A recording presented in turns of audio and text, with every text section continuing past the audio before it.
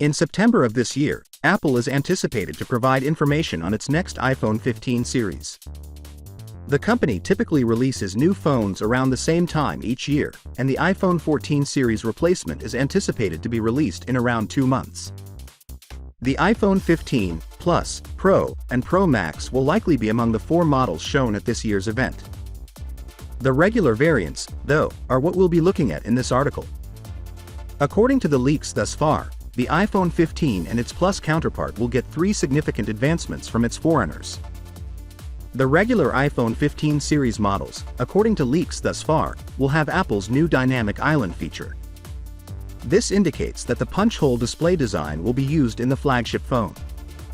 Despite the fact that this has not been officially confirmed, there are presently just iPhone 14 Pro models that use this design.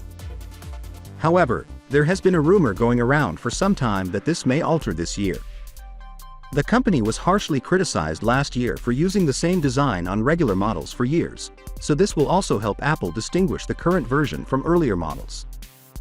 Additionally, according to the leaks, the iPhone 15 and iPhone 15 Plus may have a frosted glass back with a matte texture, similar to the iPhone 14 Pro models from a year ago.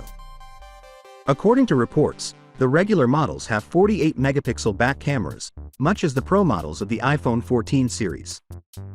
Over the 12-megapixel sensors found in the current iPhone models, this would represent a significant improvement. However, one shouldn't anticipate seeing a lidar or telephoto lens for optical zoom on the ordinary models since they will apparently only be offered with the more expensive models. According to rumors, the Pro Max variant has a larger camera module with additional sensors in addition to periscope lenses with an optical zoom capability of up to 5 to 6x. One of the main differences is that the iPhones of 2023 are said to include a USB Type-C connector rather than Apple's Lightning port seen on earlier models. People won't have to carry along many USB-C chargers since they will just need one to charge their phones as a result. Finally, what are your thoughts about it?